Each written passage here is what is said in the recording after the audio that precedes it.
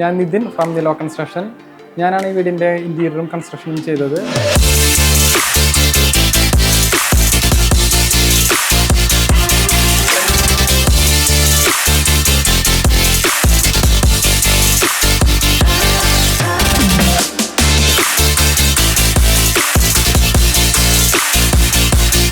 നമ്മുടെ ഈ ഒരു ലിവിങ് സ്പേസ് അത്യാവശ്യം സ്പേഷ്യസ് ആയിരിക്കണം, അതുപോലെ തന്നെ ഓപ്പൺ ടൈപ്പ് ആയിരിക്കണം എന്നായിരുന്നു നമ്മുടെ ക്ലയൻറ്റ് പറഞ്ഞിരുന്നത്.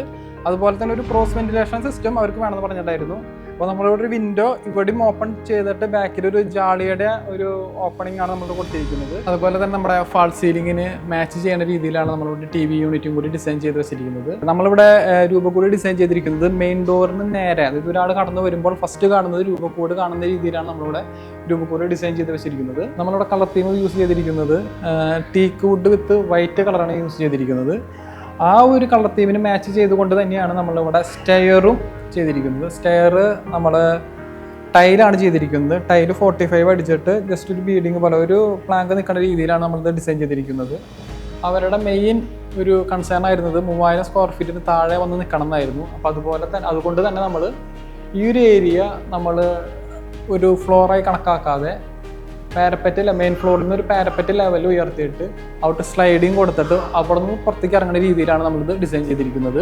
ഈ സ്റ്റെയറിൻ്റെ ലാൻഡിങ് ഇതേപോലെ ഫുൾ ലെങ്ത്തിൽ വേണമെന്ന് ക്ലയൻറ്റിന് ഒരു ആഗ്രഹം ഉണ്ടായിരുന്നു. അതുകൊണ്ട് തന്നെ നമ്മൾ ഒരു 7 അടി ഹൈറ്റിൽ നമ്മൾ ലാൻഡിങ് വരുത്തുകയും അതിനടിയിലെ സ്പേസ് നമ്മൾ അയണിങ് ടേബിളിന് വേണ്ടി നമ്മൾ പ്രൊവൈഡ് ചെയ്യുകയും ചെയ്തു. ഇതൊരു ഫോൾഡബിൾ ടൈപ്പ് അയണിങ് ടേബിളാണ്. അതുപോലെ തന്നെ നമ്മുടെ ഈ ഡൈനിങ് ടേബിളിനോട് ചേർന്ന് തന്നെ അവർക്ക് വാഷ് ബേസൺ വേണ്ട എന്നൊരു കൺസെപ്റ്റും അവരെ മമ്മി പറയുകയുണ്ടായിരുന്നു. അതുകൊണ്ട് നമ്മൾ വേറൊരു സ്പേസ് അതിന് വേണ്ടി നമ്മൾ കണ്ടെത്തുകയും ഈ ഒരു സ്പേസിലാണ് നമ്മൾ വാഷ് ബേസൺ വെച്ചിരിക്കുന്നത്.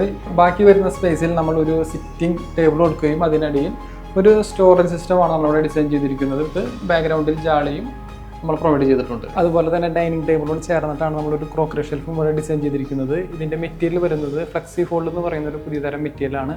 ഈ ഒരു മെറ്റീരിയൽ വെച്ചിട്ട് തന്നെയാണ് നമ്മൾ കിച്ചണും ഡിസൈൻ ചെയ്തിരിക്കുന്നത്. ഇനി നമ്മൾ കിച്ചണിലേക്ക് കടക്കുകയാണെങ്കിൽ കിച്ചണിനകത്ത് നമ്മൾ യൂസ് ചെയ്തിരിക്കുന്ന മെറ്റീരിയൽ എന്ന് പറയുന്നത് ഫ്ലെക്സി ഫോൾഡ് തന്നെയാണ്. ഇത് നമ്മൾ ഒരു 15 mm സ്റ്റോൺ ആണ്, ഒലീവ് ഗ്രീൻ വിത്ത് വൈറ്റ് തീമിലാണ് നമ്മൾ ഈ ഒരു കിച്ചൺ ഡിസൈൻ ചെയ്തിരിക്കുന്നത്. അതുപോലെ തന്നെ നമ്മൾ ടൈല് ചെയ്തിരിക്കുന്നത് 6 നല്ല ടൈലാണ് നമ്മൾ യൂസ് ചെയ്തിരിക്കുന്നത്. എപ്പോക്സി ചെയ്തിരിക്കുന്നത് അതിന് മാച്ച് ചെയ്യുന്ന രീതിയിൽ തന്നെയാണ്. ഈ ഒരു സ്കൈ ബ്ലൂ കളറിലാണ് നമ്മളും എപ്പോക്സി ചെയ്തിരിക്കുന്നത്. ഇതിൻ്റെ സ്കർട്ടിങ് വരുന്നത് നമ്മൾ ഈ ഭിത്തിയോട് ചേർന്നിട്ട് തന്നെ സ്കർട്ടിങ് ഉള്ളിലോട്ട് നിൽക്കുന്ന രീതിയിലാണ് നമ്മൾ ഇതിൻ്റെ സ്കർട്ടിങ്ങും കൊടുത്തിരിക്കുന്നത്. ക്ലയൻറ്റിന് ഇത് ഭാവിയിൽ എക്സ്റ്റെൻഡ് ചെയ്യണം എന്നൊരു ആഗ്രഹം അവർ ഡിസൈനിങ്ങിൻ്റെ സമയത്ത് പറഞ്ഞിരുന്നു. പക്ഷേ അവർക്ക് കോണി റൂം എന്ന് പറഞ്ഞൊരു കൺസെപ്റ്റ് അവർക്ക് താല്പര്യം ഉണ്ടായിരുന്നില്ല. അതുകൊണ്ട് നമ്മളിവിടെ ഒരു സ്ലൈഡിംഗ് ആണ് നമ്മൾ പ്രൊവൈഡ് ചെയ്തിരിക്കുന്നത്. ഇവിടെ നമ്മൾ സ്ലൈഡ് ചെയ്ത് അതിനോടൊപ്പം തന്നെ നമ്മുടെ ഈ ഒരു ഡോറും കൂടി ഓപ്പൺ ചെയ്ത് വരുന്ന രീതിയിലാണ് നമ്മളിത് ഡിസൈൻ ചെയ്തിരിക്കുന്നത്.